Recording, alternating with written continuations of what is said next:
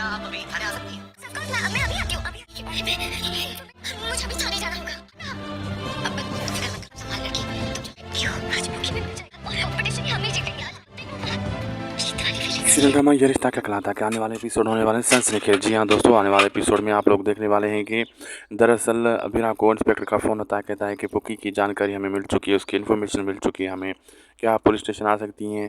तो अभिरा बहुत खुश हो जाती है और दादी सावित्रिया को भी बताती है और इंस्पेक्टर को कहती है हाँ मैं आ सकती हूँ, अभी आ रही हूँ।